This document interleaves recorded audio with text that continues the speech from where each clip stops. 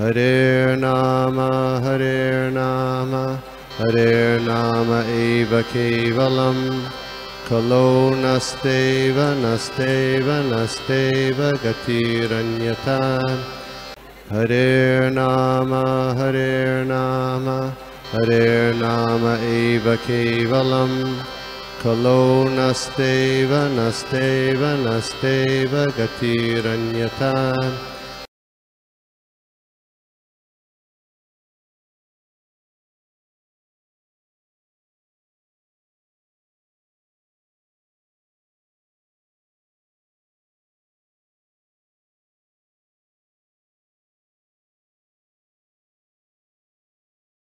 श्लोका 14 जनेनागस्य अघं युञ्जन् सर्वतोऽस्याच मद्भयं साधूनां भद्रमेव स्यात् असाधुधमने कृते। अनुवाद बाय श्रील प्रभुपाद। जय श्रील प्रभुपाद। निरपराध जीवों को जो कोई भी कष्ट पहुंचाता है उसे चाहिए कि विश्व में जहां कहीं भी हो मुझसे डरे।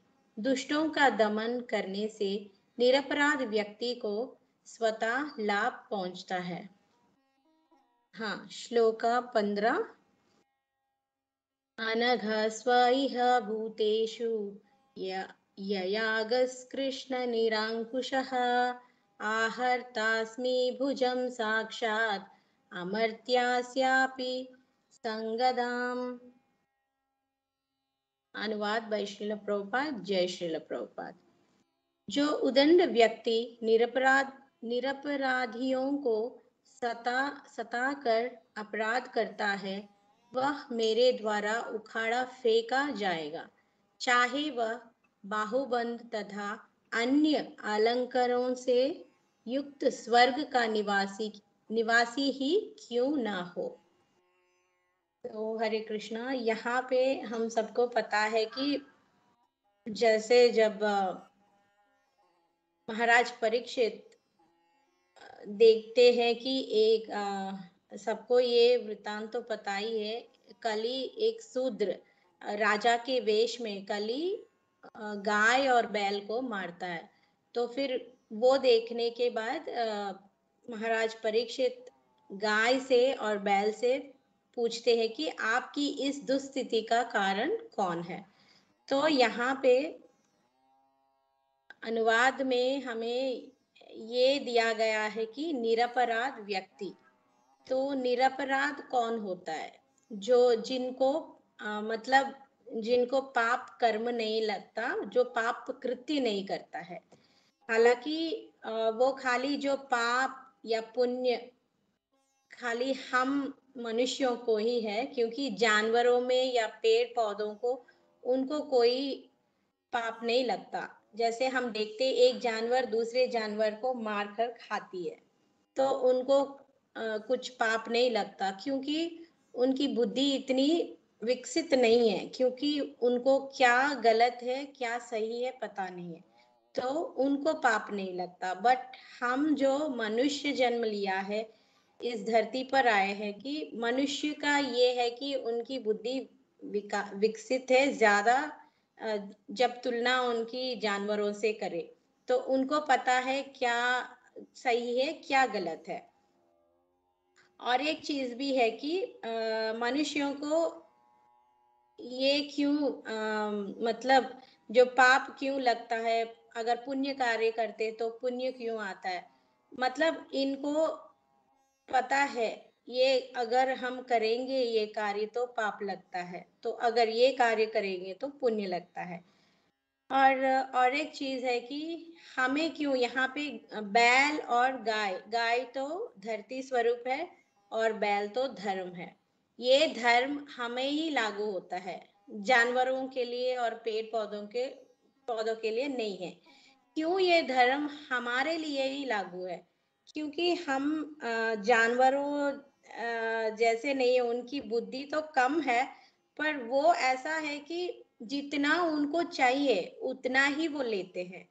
बट हम मनुष्य ऐसा नहीं है, हम ज्यादा जानवरों से ज्यादा बुद्धिमान है, इसलिए हम सोचते हैं कि ज्यादा हम इकट्ठा करें जो इंद्रियों की तृप्ति के लिए।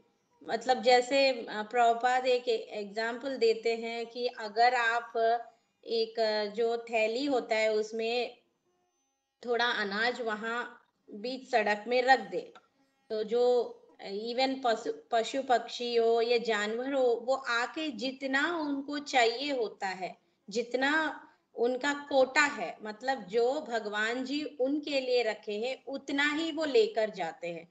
पर अगर हम लोग वहां जाते हैं तो फिर वो पूरा निकाल के थैली में डाल के हम वापस लेकर आते हैं। तो हमारा ये होता है कि हमारे वो इंद्रिय तृप्ति है, वो ज्यादा इकट्ठा करें, जितना आपको जरूरत है उतना हम नहीं करते, पर हमको ज्यादा इकट्ठा करने की आदत है। इसके वजह से क्या होता है कि हमें कंट्रोल में रखना है, हमें जो भी करना है वो कंट्रोल में करना है। इसके लिए भगवान ने हमें ये वर्णाश्रम धर्म जो है वो दिया है।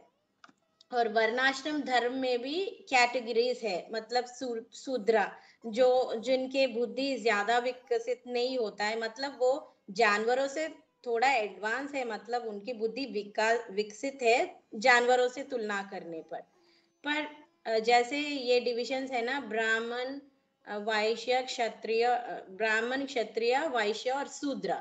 तो ये कैटेगरीज, मतलब ये विभाग जो विभाजित करा हुआ है वो किस लिए, क्योंकि बुद्धि के आधार पर। शूद्रा है तो उनके लिए कुछ है, हाँ आप इंद्रिय तृप्ति कर सकते हो, तो क्योंकि उनको कुछ समझ में नहीं आता, क्योंकि वो लोअर कैटेगरी में है, तो उनको वेदों के अनुसार कुछ कुछ करने के लिए इजाजत है।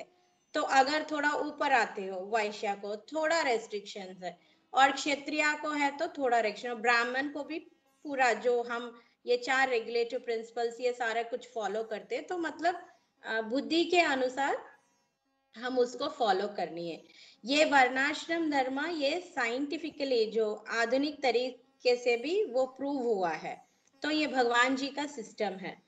अगर क्योंकि ये जो सिस्टम दिया गया है ये वर्णाश्रम धर्म है, तो धीरे धीरे मनुष्य को जो 4 पुरुषार्थ है हमारा धर्म अर्थ काम मोक्ष, तो धीरे धीरे ऊपर जाने के लिए, इससे भी ऊपर जाके आध्यात्मिक चेतना आने के लिए और भगवान के पास धीरे धीरे क्रमबद्ध में हमें जाने के लिए ये वर्णाश्रम धर्म जो है वो दिया गया है। तो यहाँ पे परीक्षित महाराज ये बोलते हैं कि जो निरपराध व्यक्ति को, मतलब जो पाप कृत्य नहीं करते, उनको अगर कोई भी सताते हैं, तो एक राजा के हिसाब से वो बोल रहे हैं कि उनको दंड मैं अवश्य दूंगा, वो जहां कहीं पे भी हो। और ये भी है कि ये एक राजा का कर्तव्य ये है कि जो कोई भी है उनके राज्य में सबकी रक्षा करनी है, वो राजा की कर्तव्य है। और यहाँ और दूसरा कर्तव्य ये है कि वर्णाश्रम धर्म जो है वो ठीक से पालन हो रहा है या नहीं, ये देखने का भी जिम्मेदारी राजा पर है। तो आजकल देख रहे हैं कि जो परपोर्ट में प्रभुपाद लिखते हैं कि आजकल के जो नेता है उनको नपुंसक बोला गया, क्योंकि अगर नेता जो है या राजा जो है, अगर वो ये वर्णाश्रम धर्म हो जो कोई भी हो शास्त्र के अनुसार जो वो पालन खुद नहीं करेगा, तो फिर उनकी प्रजा क्या पालन करेगी। तो राजा की कर्तव्य है कि ये सारा कुछ ठीक से जा रहा है या नहीं देखने की कर्तव्य राजा का है। और ऐसे कैसे होगा, क्योंकि आजकल के जो नेता है वो नहीं कर पा रहे, क्योंकि पहली चीज है कि उनको आध्यात्मिक के बारे में कुछ पता ही नहीं है, और वो ज्यादा अपने इंद्रिय तृप्ति में लगे हैं, और भ्रष्टाचार तो बढ़ गया है, और कैसे दूसरों से लूट कर अपने इंद्रिय तृप्ति को बढ़ाए, उसी के बारे में वो लोग सोच रहे। तो अगर आध्यात्मिक बारे में अगर डिवोटी है, अगर वो भक्त बनता है, शास्त्रों के बारे में उनको ज्ञात होता है एक गुरु के द्वारा, तो फिर ऐसा नहीं होता। तब तब क्या होता है, वो प्रॉपरली वो वर्णाश्रम धर्म को देखता है और धर्म पालन कर रहे हैं या नहीं सारा कुछ। फिर वो एक एक चीज को देख के फिर सारे जो राज्य में जो भी प्रजा है सबको शांति में, सबको शांति मिलती है, क्योंकि ऐसे राजाओं से हम देख सकते हैं राम राज्य में कैसा है और युधिष्ठिर महाराज के राज्य में हम सबको पता है। सारे लोगों को जो भी प्रजा है उनके राज्य में किसी को कुछ कष्ट नहीं होता था। और जब राजा शास्त्रों के हिसाब से पालन करते हैं और आध्यात्मिक में पुरोगति होते हैं और जो भक्त होते हैं भगवान जी के, तो ऐसे राजा अगर पालन करते हैं तो सब जगह सुख शांति होती है। और ये क्या जो हमारे खाने की चीजें हैं और धन धान्य वो समृद्धि ज्यादा बढ़ती है राज्य में। और जो भी मौसम का है वो कुछ चेंजेस नहीं होते। जैसे अभी वर्षा होने की ऋतु है, उसमें प्रॉपर वर्षाएं होती है, उससे अनाज प्रॉपरली उगता है, सारा कुछ सब सेटिस्फैक्शन रहता है। जो गाय है बहुत अच्छी तरीके से दूध देते हैं, तो किसी को कुछ प्रॉब्लम नहीं होती, कुछ कष्ट नहीं होता। और उनको आजकल जैसे ये भ्रष्टाचार जितना बढ़ गया और किसी का भी अपने इंद्रिय तृप्ति के लिए किसी को मार रहे हैं, किसी से धन लूट रहे, ये सारे चीजें नहीं होती। क्योंकि उस टाइम पे अगर हम देखा जाए तो आप प्रीवियस जो चैप्टर्स में पढ़े होंगे तो युधिष्ठिर महाराज के राज्य में कैसा था, सब सुख शांति हरियाली सारा कुछ था। तो फिर आजकल ऐसा नहीं है। इसी के वजह से लूटना मारना ये सारे चीजें हो रहे हैं। और यहाँ पे राजा का दो गुणों में ये विभाजित करा गया। मैंने एक लेक्चर में सुना था, महाराज जी बोल रहे थे कि उनको रजो और सतोगुण होते हैं। रजोगुण में वो क्या करते हैं, उनका मेन जो ड्यूटी होता है, उनको जो भी है प्रजा उनकी रक्षा करनी है। तो रक्षा करनी है मतलब दुष्टों को दंड देना है, तो वो रजोगुण हुआ है। अगर रजोगुण आपको नहीं होता तो आप किसी को आप मार नहीं सकते हो और प्रजा को आप रक्षा नहीं दे पाओगे। तो क्षत्रियों का वो गुण होता है। और यहाँ पे राजा का ये गुण होना है। और सतोगुण में क्या होता है कि वो भगवान जी की भक्ति करता है और ब्राह्मणों से सलाह लेता है, ना कि अपने आप खुद करके अपने इंद्रियों को तृप्ति करके। ऐसा होता तो राज्य में खुशहाली नहीं होती। तो सतोगुण में वो ब्राह्मणों से सलाह लेते, सलाह मशवरा करके, और आध्यात्मिक पुरोगति में कैसे वो खुद कैसे आगे बढ़े और अपने राज्य में प्रजा को कैसे आगे बढ़ाए। तो ये दो चीजें देखते हैं। हमें जब ये मानव शरीर मिला है इसलिए हमें धर्म लागू होता है, क्योंकि हम शास्त्र फॉलो करते हैं। शास्त्र में ये लिखा है कि क्या गलत है क्या सही है, हमें वो देख के ये राजा को भी ऐसे ही पालन करना है ब्राह्मणों से सलाह लेके। तो अगर राजा खुद ही ऐसा हो तो वो अपने इंद्रिय तृप्ति के लिए वो सारा कुछ कर रहा है और वर्णाश्रम धर्म पालन हो रहा है या नहीं है वो कुछ नहीं देखता है। तो ऐसे सिचुएशन में, ऐसे परिस्थिति में प्रभुपाद जी बोलते हैं कि राजा को सबका कर्म लगता है, तो वो कर्म उसको लगता है और प्रजा भी सुख नहीं रह पाएंगे। तो यहाँ पे प्रभुपाद जी इन सब चीजों का सॉल्यूशन क्या है, मतलब इनकी अगर इनसे हमें विमुक्त होना है तो हमें क्या करना है। तो राजा का प्रभुपाद जी बोलते हैं कि राजा का जो कर्तव्य है सबको भगवत भक्त बनाए। जब सारे लोग भक्त बनते हैं तो फिर उनमें स्वतः ही वो जब भक्ति करते हैं अच्छे गुण, जो बुरे गुण निकल जाते हैं तो अच्छे गुण अपने आप ही आने लगते हैं। क्योंकि वो आध्यात्मिक में भगवान जी के भक्ति में आगे जाता है तो इसलिए उनको ऑटोमेटिकली उनको कुछ कष्ट नहीं करना पड़ेगा, ऑटोमेटिकली वो हो जाता है, अच्छे गुण आ ही जाता है और वो शांत रहता है। और जब वो शांत रहता है और दूसरों के प्रति उनके मन में दया आती है, तो फिर तब वो दूसरे जो पशु हो, पक्षी हो, पेड़ पौधे हो या फिर मनुष्य हो, दूसरों को हानि नहीं पहुंचाता है। तो ये दो चीज होती है भक्ति करने से, शांत शांत मन होता है और दूसरों के प्रति हमें दया आती है। तो फिर अगर पूरे राज्य में अगर राजा भी ऐसा हो, प्रजा भी ऐसा हो, तो फिर कोई किसी को कष्ट नहीं पहुंचाते।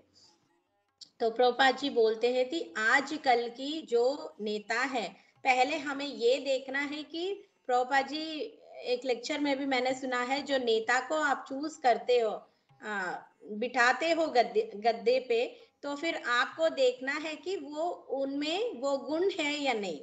क्योंकि आजकल में, क्योंकि उस टाइम पे आप वर्णाश्रम धर्म देखोगे तो फिर ब्राह्मण अपने काम ही करता है, ब्राह्मण क्षत्रियों के काम नहीं करता है, क्षत्रिय ब्राह्मण की काम नहीं करता है, और वैश्य ब्राह्मण की या क्षत्रिय का काम नहीं करता है, शूद्रा भी नहीं करता है। बट आजकल हम देखें तो एक दूसरे का धर्म दूसरे निभा रहे हैं, तो उल्टा हो गया, शूद्रा है तो फिर वो ब्राह्मण का काम कर रहा है।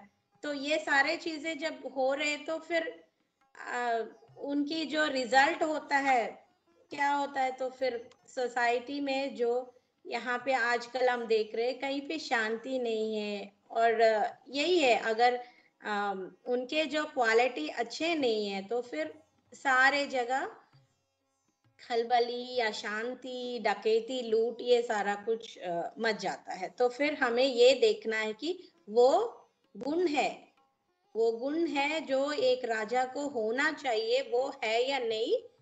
तो वो देख के आजकल के नेता को जो भी प्रजा चुनते हैं, प्रजा को प्रभुपाद जी यही बोल रहे थे, हमें वो गुण पहले देखना है, तभी उनको नेता के गद्दे पे बिठाना चाहिए। तो अगर ऐसे करेंगे तो अगर वो अच्छे भक्त है, मतलब अगर शास्त्र के हिसाब से वो जाए, तो फिर ये सारे चीजें जो दूसरों को कष्ट पहुंचाने, ये सारे चीजें नहीं होता है। और हमारे सोसाइटी में हो या फिर राज्य में हो, सब जगह शांति होती है और धीरे धीरे वो भगवान के पास जाते हैं और भगवान के धाम लौटने की ज्यादा संभावना है। तो पहले श्लोका में यही बताया गया है। और दूसरे श्लोक में महाराज परीक्षित ये बोलते हैं, जो उदंड व्यक्ति निरपराधों को सताकर अपराध करता है, वह मेरे द्वारा उखाड़े फेंका जाएगा। तो चाहे वो बाजूबंद तथा अन्य अलंकारों से युक्त स्वर्ग के निवासी ही क्यों ना हो। तो प्रभुपाद जी बोलते हैं कि देखो, इतना एक राजा हो, एक नेता हो, इतना मजबूत होना है। यहाँ पे परीक्षित महाराज स्वर्ग के लोगों को चुनौती दे रहा है। अगर स्वर्ग के देवता भी आकर किसी को, उनके राज्य में किसी को भी कष्ट पहुंचाते हैं, तो उनको भी महाराज परीक्षित बोल रहे वो छोड़ेंगे नहीं, उनको उखाड़ फेंकेंगे, मतलब जड़ों से उखाड़ना है। मेन जो है, प्रभुपाद जी भी बोलते हैं, जो जड़ों से ऐसे चीजें अगर स्टार्टिंग में ही आपको पता चलता है, तो उनको जड़ से उखाड़ फेंकना चाहिए, तभी सुख शांति बनी रहती है। और यहाँ पे प्रभुपाद जी बोलते हैं कि ऐसा ऐसा माना जाता है कि स्वर्ग के लोग अमर होते हैं, बट कोई भी ये जो भौतिक जगत में ब्रह्मलोक तक कोई भी अमर नहीं है। हाँ, हालांकि उनके जो लाइफ स्पैन है, वो जीवन की जो रेखा है वो ज्यादा है हमसे। हमें भूलोक से तुलना करें तो उन लोगों की हजारों हजारों साल वो जीते, हमारा मैक्सिमम 100 साल। तो उनके हिसाब से अगर हम देखें तो हम सोच सकते वो अमर है, बट कोई अमर नहीं है, क्योंकि जीवन की जो गति है उनकी ज्यादा है एक्चुअली। तो यहाँ पे हमारा मतलब प्रभुपाद जी ने दिया है स्वर्ग के दूसरे ग्रहों का, लाइक एक दिन हमारा 6 महीने ऐसे दिया गया। तो फिर यहाँ पे प्रोपा जी बोलते हैं, और लेक्चर में मैंने सुना है परीक्षित क्यों ऐसे बोल रहे हैं, क्योंकि मैं स्वर्ग के अगर कोई देवता हो उनको भी मैं दंड दूंगा।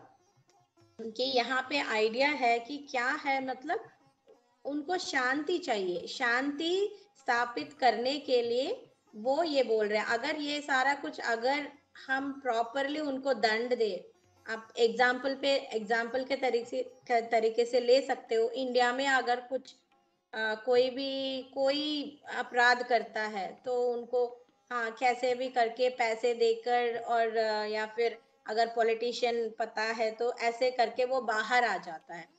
अभी कुछ जगह पे रूल्स थोड़ा कठिन है। अब दुबई में ही ले लो, क्योंकि यहाँ पे रूल्स थोड़ा कठिन होते हैं, इधर आपको हाथ निकाल देते हैं या फिर जेल में डालते हैं, ये सारे चीजें फाइन लगाते हैं। इसलिए यहाँ पे जो कोई भी कोई अपराध करने के लिए 100 बार सोचता है। यहाँ पे भी नहीं, दूसरे कंट्रीज में लाइक यूरोप में हो कहीं पे भी, अगर वो रूल्स जो थोड़ा कठिन होते हैं तो वहां पे अपराध पनपता नहीं है।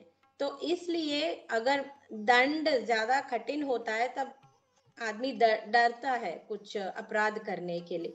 तो इसी के वजह से तो अभी परीक्षित महाराज इतने उनको इतना बल था, इतना करेज था, क्योंकि वो चैलेंज कर रहा है, वो चुनौती दे रहा है। इवन देवता भी अगर आप आके कोई किसी जी मतलब यहाँ पे ये भी प्रभुपाद जी ने बताया कि राजा खाली हम प्रजा मतलब हम ही लोग नहीं है, उनके अंडर में जो राज्य में जो भी जानवर है, पशु पक्षी है, पेड़ पौधे है, सब कुछ राजा की प्रजा ही होते हैं, तो सबकी रक्षा करनी है।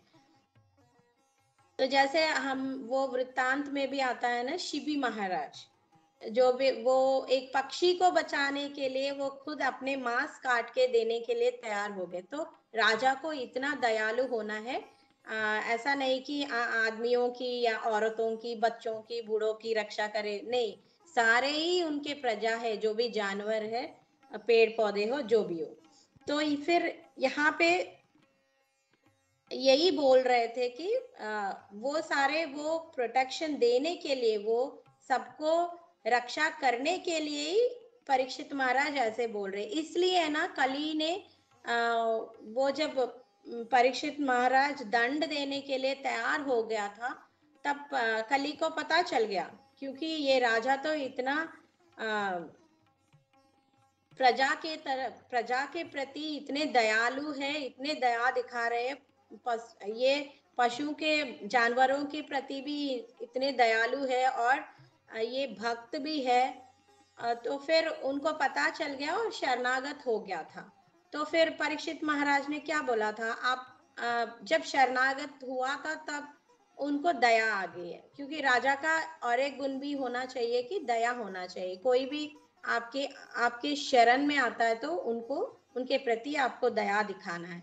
तो फिर इसलिए परीक्षित महाराज ने बोला था कि आप यहाँ से चले जाओ, क्योंकि मेरे राज्य में आपको पनपने के लिए मैं आज्ञा नहीं दूंगा। तो फिर उन्होंने बताया कि ये 4 चीजों में सबको पता है, 4 रेगुलेटिव प्रिंसिपल्स जो भी है, मांसाहार खाना, पराई स्त्री के संग करना, जुआ खेलना और मद्यपान करना, इन चीजों में आप रह सकते हो। तो फिर कली को पता चल गया, क्योंकि ऐसे राजा होता है तो फिर उस राज्य में ये सब नहीं होता, पूरे शांति शांति ही है, सारे भक्त बन गए थे, क्योंकि परीक्षित महाराज वो सब देखते थे, क्योंकि वो जो आए थे भक्तों की वंश में आए थे, जो पंच पांडव है सारे लोग। तो फिर उन्होंने फिर से पूछा था, ऐसे है तो फिर पूरे वर्ल्ड में कहीं पे भी उनको जगह नहीं मिलेगा, क्योंकि सारे विश्व के राजा है वो। तो फिर फाइनली परीक्षित महाराज ने उनको सोने में रहने के लिए जगह दी। बट परीक्षित महाराज को ये भी पता है कि अगर सोना ज्यादा इकट्ठा होता तो फिर कली उसमें घुस जाएगा, इसलिए उन्होंने क्या करा, सब सब सोना को वो संकीर्तन यज्ञ में लगा दिया, और सारे प्रजाओं को संकीर्तन यज्ञ में संकीर्तन यज्ञ में सबको शामिल कर लिया, ताकि कहीं पे भी कली की घुसने की संभावना नहीं होगा। अगर कली घुसता है तो फिर ये सारा कुछ चीजें हो जाता है। तो यही है कि मैंने बोला था ना, राजा की कर्तव्य ये है कि पशु को भी रक्षा करना है। यही दर्शाता है हमें, जब कली वो गाय और बैल को मार रहे थे तो फिर परीक्षित महाराज कैसे उनको दंड देने के लिए तैयार हो जाता है। और यहाँ पे और एक चीज है, कलयुग में हम ये भी देख सकते हैं कि हमारे बुद्धि इतना विकसित है कि कली प्रभाव की वजह से हम ये सोचते हैं, अगर हमें कोई रोक टोक नहीं होता, धर्म के अनुसार ये रोक टोक नहीं होता, तो हम इतने हैं कि हमारे जो बुद्धि है वो हम दुरुपयोग कर सकते हैं। आजकल हम देख सकते हैं बुद्धि इतना ज्यादा है कि हम ये बॉम्ब बना रहे हैं, जो विध्वंसकारी जो भी है वो सारा कुछ बना रहे हैं। क्योंकि अभी रशिया और यूक्रेन के वॉर भी हम देख सकते हैं, कैसे अपने इंद्रिय तृप्ति, ये मेरा है, ये मेरा है। हालांकि क्योंकि उनको शास्त्र का ज्ञान नहीं है, भगवत भक्त नहीं है वो लोग, तब अगर वो शास्त्र का ज्ञान होता तो उनको पता चलता है कि कुछ भी हमारा नहीं है, हम सारा कुछ छोड़कर जाएंगे एक दिन। पर अभी आजकल कली का प्रभाव ज्यादा हो गया कलयुग में, इसलिए उनको अगर ये रोक टोक नहीं किया गया तो फिर पूरा विध्वंसी होता है। पर आजकल कोई भी नहीं मान रहे, कोई भी धार्मिक नहीं है। फर्स्ट ऑफ ऑल सब लोग अपने इंद्रिय तृप्ति में लगे रहे, इसलिए कैसे मैं ऐसे चीज बनाऊं ताकि दूसरों को नाश कर दो, उनका जो भी है अपना लो मैं। तो इसके वजह से कंट्रोल करना अभी कलयुग में मुश्किल हो गया था। बट अभी एक ही, और जो जो राजनेता है वो भी ऐसे ही हो रहा है। तो जो उनके पदवी के लिए ज्यादा दिन रहने के लिए, अगर ज्यादा दिन रहेगा तो फिर ज्यादा पैसे उनके अकाउंट में आएंगे। तो अपने हिसाब से जो भी इंद्रिय तृप्ति अपने लिए, अपने फैमिली के लिए, सबके लिए वो करना चाह रहा था, तो इसलिए ज्यादा दिन रुकना है, इसलिए कुछ ना कुछ बनानी है। अगर कोई बॉम्ब बना रहा है तो उनके साथ दे रहे हैं, उनको फंड्स दे रहे हैं, तो ये सारे चीजें हो रहे हैं। तो इनका इसी श्लोक में भी प्रभुपाद जी ने यही कहा कि इन सबका सॉल्यूशन जो भी ये सबको रोकना है तो सबको भगवान के भक्त बनना है। और एक चीज है कि आजकल कोई सुनते नहीं है। हम जैसे प्रीचिंग करते, भगवत भक्त बनाने के लिए भक्तों को जाके उनको भगवान के बारे में बताना है। क्योंकि उस जमाने में राज ऋषि होते थे, मतलब जो राजा होते, राजा कौन है, भगवान की प्रतिनिधि है।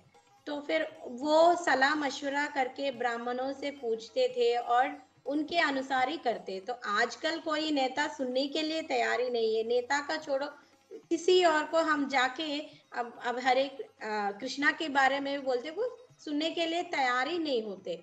तो प्रभुपाद जी बोलते थे उन लोगों को क्या बोलना है। कृष्णा ने बोला था कि जो श्रद्धालु नहीं है उनको मेरे बारे में मत बताओ।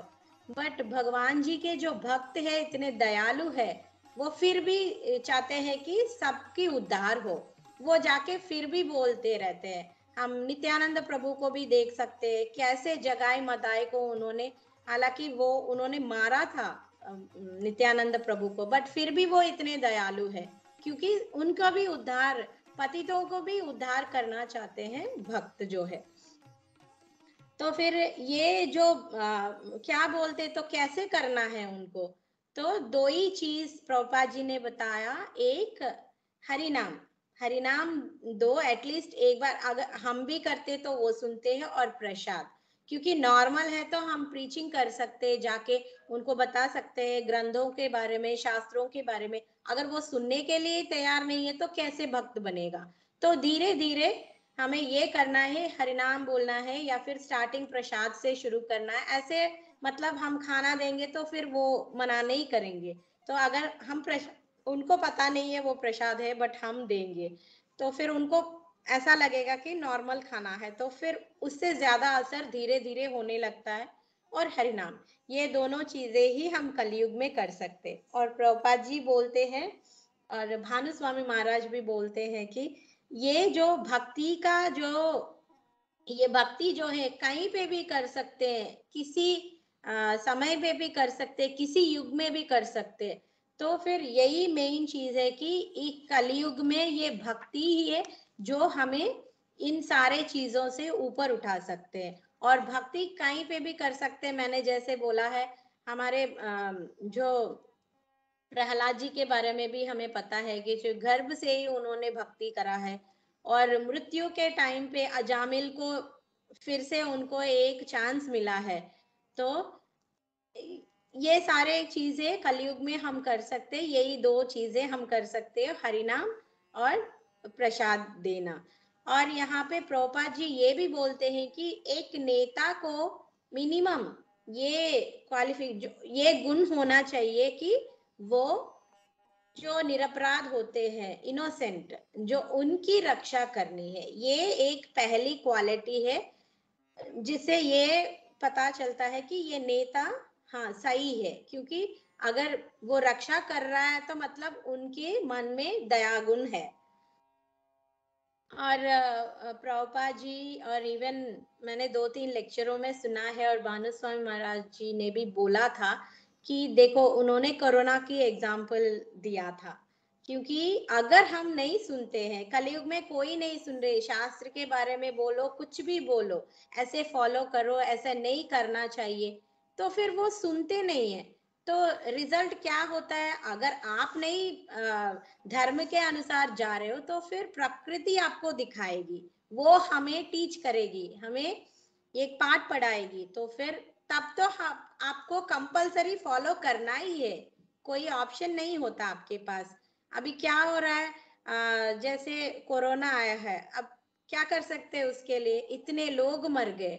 ये सारे चीजें क्यों हो रहे हैं, क्योंकि आप दूसरों को लूट रहे हो, जैसे अपनी इंद्रिय तृप्ति के लिए इवन आप प्रकृति को भी नहीं छोड़ रहे हो। आप अपने आप इतने इतने ऊंचे महल, ये बिल्डिंग्स बनाने के लिए आप खुदाई कर रहे हो, और नेचर में कितने कितने ऐसे हैं जो शास्त्रों के विरुद्ध है, वो सारा कुछ आप कर रहे हो।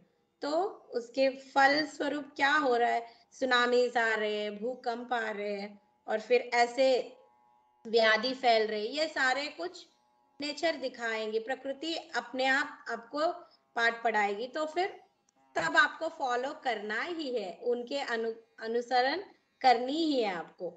तो यहाँ पे क्या पाठ पढ़ा रहे हैं, नेचर हो, प्रकृति हो या शास्त्र हो, आपको क्या बोल रहे हैं, इंद्रियों की निग्रहण होना चाहिए। और जितना आपको जरूरत है उतना ही आपको लेना है। इधर खाने में हो, ज्यादा खाना भी नहीं चाहिए, और नींद का भी ज्यादा नहीं होना चाहिए। जितने मात्रा में आपको जरूरत है, ये जो मनुष्य शरीर मिला है उतना ही आपको करना है, और बाकी आपको भक्ति में लीन होना है, और भगवान की भक्ति करके वापस भगवत धाम जाना है। और ये एक क्वालिटी है। और दूसरा ये है कि ये 2 लेसन्स हमको सीखना है, इंद्रिय निग्रह होना है, और जो भी आप इंद्रिय तृप्ति आपको दिया गया है, मतलब 4 रेगुलेटिव प्रिंसिपल्स, उसी में आपको फॉलो करना है। जैसे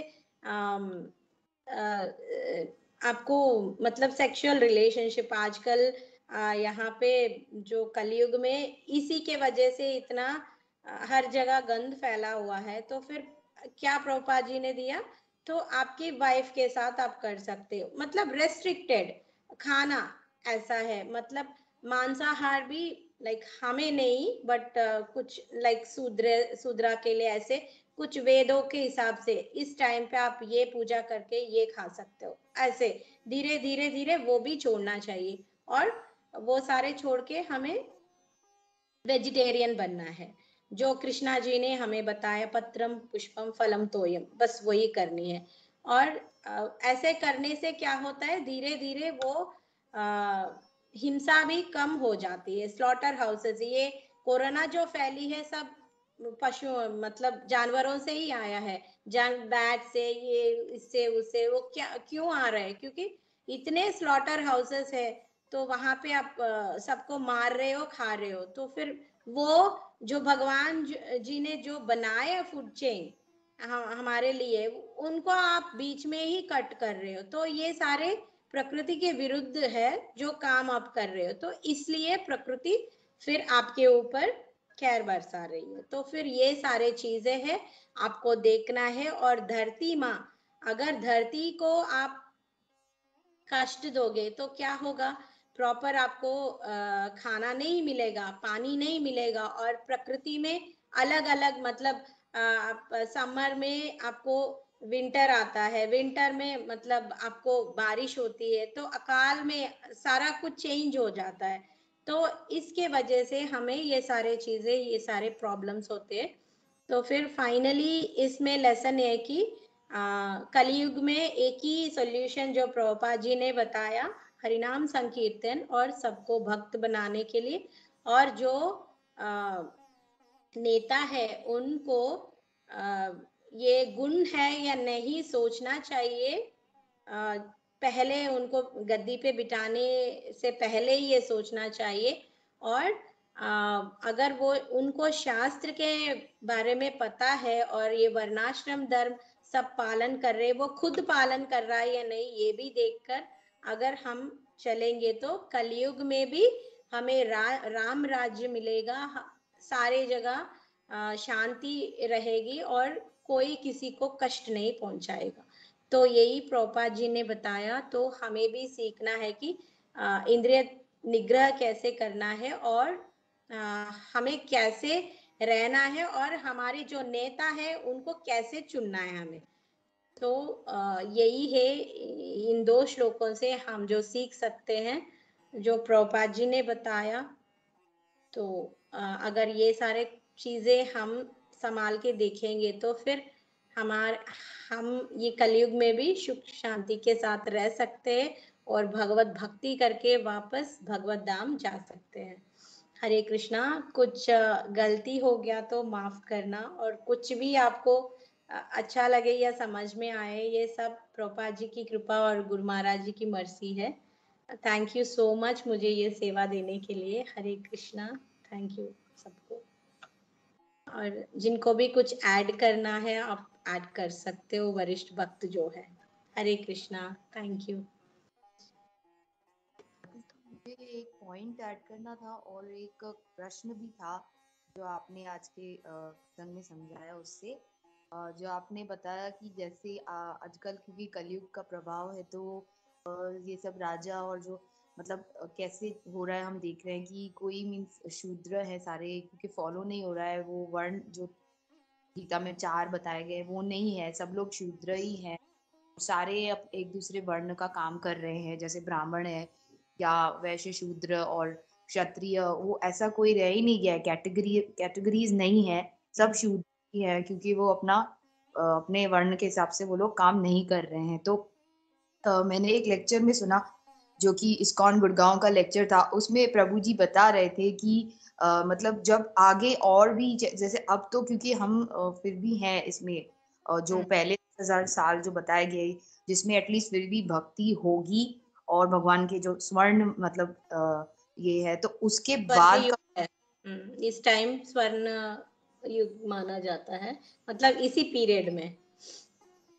जी माता जी, अभी इसी पीरियड में क्योंकि हम भी हैं तो हम लकी हैं कि भगवान की भक्ति फिर भी है, हमको मिल रही है। और उसके बाद तो जब नहीं होगी तो प्रभु जी बता रहे थे कि तब ऐसा होगा कि मंदिर जो अभी भी कितने मंदिर हैं अभी भी चल रहा है, ऐसे कि जो दूसरे इस्कॉन के अलावा जो मंदिर है ना वहाँ पे लोग नहीं आ रहे हैं क्योंकि और फिर वहाँ पे उन्होंने क्या कर रखा है, रेडियो वो लोग चलाते हैं भगवान की ऐसी आरती जैसे हमारे में मैनुअल करते हैं वैसा, तो वो मंदिर इस्कॉन को सौंपे जा रहे हैं। और बाकी का जो प्रभु जी बता रहे थे आगे स्वर्ण युग का जो आगे वाला जो टाइम आएगा तब कोई भी मतलब लॉ एंड ऑर्डर नहीं होगा, मंदिरों में भी मर्डर होंगे, नो लॉ, कोई चोर कोई सिपाही नहीं होगा, चोर भी पुलिस होंगे और पुलिस भी चोर होंगे, ऐसा उन्होंने बताया कि आगे ये मंदिर। जब मैंने ये सुना कि मंदिरों में भी मर्डर होंगे तो बहुत मतलब सुन के कान खड़े हो गए कि ऐसा क्या मंदिर आप बोल रहे हो? अगर आप 11th कैंटो में मेरे ख्याल से 2nd चैप्टर में आप देखोगे तो कली का इतना है कि खाने के लिए हमें खाना नहीं मिलेगा माता जी, एक दूसरों को हम खाएंगे, तो सारे चीजें आप देखोगे तो फिर कांप उठते हैं सच में। चोरी डकैती के बारे में वो तो ऐसे ही सोच के हमें ऐसा लग रहा है, तो फिर अगर एक दूसरों को हम मार के खाएंगे तो फिर वो सिचुएशन तो बहुत खराब है। फिर तभी भगवान जी फिर कली अवतार में आके फिर संहार करेंगे। जी माता जी सुन के भी आपने जैसे बताया उसका वर्णन थोड़ा भी सुन के भी बहुत रोंगटे खड़े हो जाते हैं, कांप उठते हैं हम लोग। क्योंकि जब मैंने कल ये सोचा कि हम देखते हैं आगे आने में जैसे वो लोग एक दूसरे को बच्चे इसीलिए ही पैदा करेंगे कि उनको काट के वो लोग खा सके, मतलब ये तो इंसानियत बिल्कुल, मतलब लोग अपने मतलब असली औकात पे आ जाएंगे। क्योंकि जानवर भी ऐसा नहीं करता, अपने बच्चे को वो काट के नहीं खाता। वो तो है। अभी मतलब कितने माता जी पेपर में भी हम देख सकते हैं, हर जगह मतलब माँ बाप को बच्चे मार रहे, बच्चे को माँ बाप ही मार रहे, कितने सारे गंदगी फैला हुआ है सब जगह। देख के ही हम सोचते हैं क्या है, कली प्रभाव हमको पता है कि, पर ऐसे चीजें जो रिलेशंस भी नहीं है, कुछ भी नहीं है, तो फिर बुरा लगता है। यस माता जी सुन के भी बहुत रूह कांप उठती है हमारी कि मतलब ये जानवरों से भी इंसान बदतर हो जाएगा, तो वो भी बहुत ऐसे लगता है।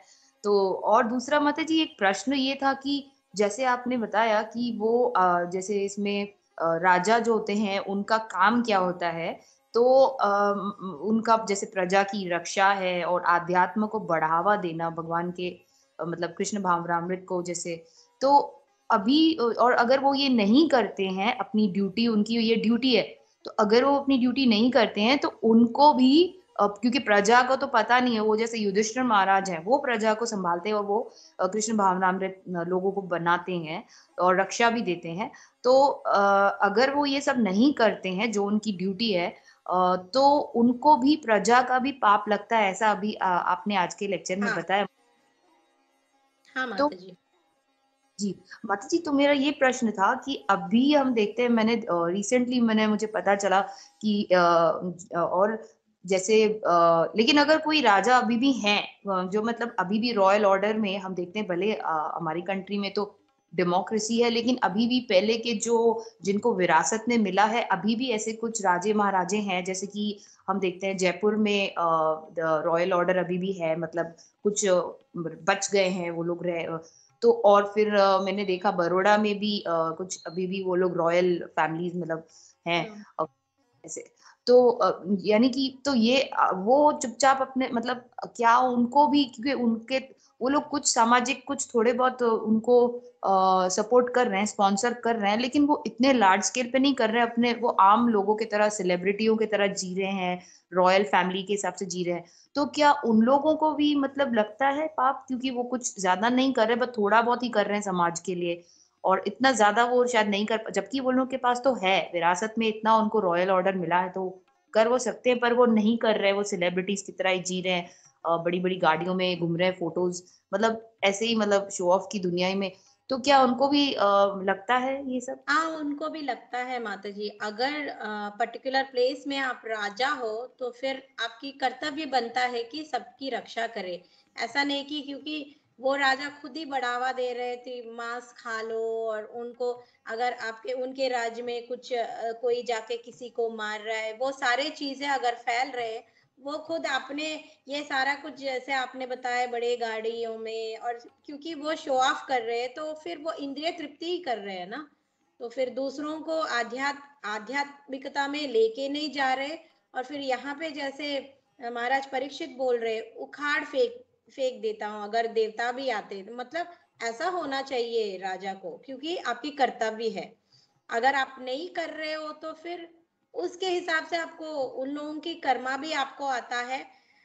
तो फिर आपको कुछ ना कुछ पनिशमेंट जरूर मिलेगा। ये चीजें होती है माता जी। अगर आप मतलब थोड़ा देर से सही, मतलब कभी कभी किसी को तुरंत ही मिलता है, कुछ कुछ लोगों को थोड़ा टाइम के बाद मिलता है, तो फिर आपको डेफिनेटली मिलता है। आप जो रॉयल ऑर्डर में हो, आप इंचार्ज हो, आपका कर्तव्य है कि प्रजा को आप आध्यात्मिक आध्यात्मिक में लेके जाए और क्योंकि ऐसा नहीं कि सारे राज्य में सारे दुष्ट लोग ही रहते हैं, क्योंकि कुछ भक्त भी रहते हैं, अच्छे लोग भी रहते हैं। वो भक्त भी नहीं होते, बट उनमें ये सतो गुण का ज्यादा प्रभाव होता है। वो अच्छे गुण के होते हैं, मतलब उनको वो शास्त्र फॉलो करते हैं, उनको पता है क्या गलत है, क्या पाप है, क्या सही है, क्या गलत है। तो उन लोगों को ये लोग जाके लूटना, मारपीट करना, ये सारे चीजें, तो जब आपके अंडर में हो तो फिर आपको पालन करनी है। इवन पशु रक्षा भी आपकी, मतलब हालांकि क्षत्रियों को थोड़ा एलिजिबल है, मतलब वो हंटिंग के लिए जाते हैं, बट वो वो वो चीज छोड़ के ज्यादा खाने के लिए, इन चीजों के लिए पशु पक्षियों को आप हार्म करते हो, तो फिर ये सारा कुछ आपको प्रोटेक्ट करना है। अगर आप नहीं कर रहे हो तो फिर आपको कर्मा लेना ही पड़ेगा, किसी ना किसी रूप में कर्मा तो आ ही जाएगी माता जी। जी माता जी, थैंक यू माता जी, आपने बहुत अच्छे से समझाया और बताया कि उनको भी लगेगा भले ही, क्योंकि वो अभी सिर्फ राजा बन के बैठे हैं और कुछ नहीं कर रहे, तो लेकिन लगता है उनको भी, क्योंकि आध्यात्मिकता को, वो प्रजा को आध्यात्मिकता पे नहीं ले जा रहे। थैंक यू माता जी। थैंक यू माता जी। हरे कृष्णा।